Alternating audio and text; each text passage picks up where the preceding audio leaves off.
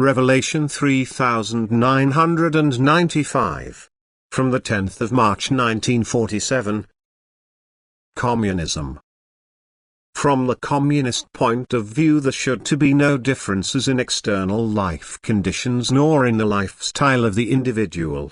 Yet this does not correspond to God's will, who himself takes into account the manifold differences of human beings' destinies. People should certainly strive to allow their neighbor the same of what they themselves possess and what makes them happy, but it must always be left to the individual to interpret the commandment of neighborly love. He must not be compelled to share his property, nor, on the other hand, must his property be taken away from him if he has lawfully acquired it. There will always be and remain differences in the size of property as long as people's work capacity and their willingness to work varies, and these can never become the same. The free development of the individual should not be prevented. It would be a monotonous world if God had not been diverse in his creation, and if he had not given the human being the ability to fashion his life according to his own will and strength. Since both must find application, this is the purpose and goal of life on earth. The will of the human being may manifest itself in numerous ways. The life energy flowing to the human being can be variously applied. Just as God has also distributed it in various ways, consequently people's activity must be different too, and therefore, understandably, also their earthly success. Differing living conditions develop from this, because they depend on human existence. Everyone should, of course, strive to see justice done in all things to other people, but this does not signify absolute equality. Indeed, the difference in success is an incentive to increase activity, and activity is always beneficial, while the urge to be active is instantly diminished if success doesn't flow from it. Unused life energy is also an indication of standstill or even regression, for the human being himself as well as for the development of the spirit bound in matter.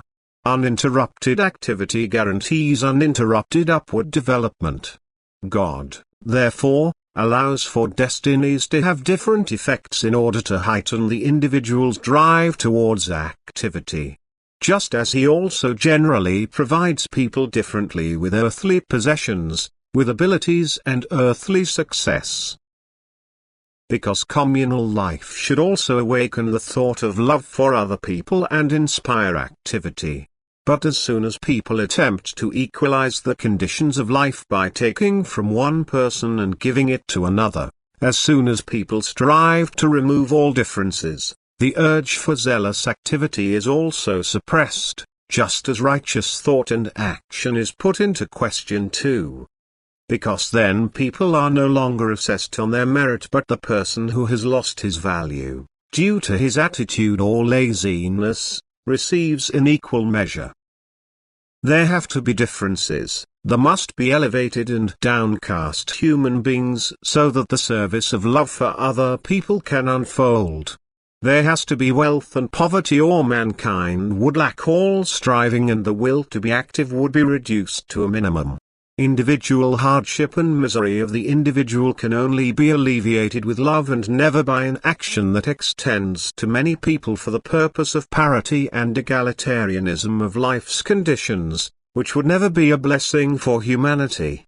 Moreover, this would be tantamount to wanting to interfere with divine plans of destiny, wherein people shall never succeed, because even where compensation on a worldly basis is achieved, God increases his demands on the human being, or his will ruins what people's will attempts to implement, if it does not correspond to divine will.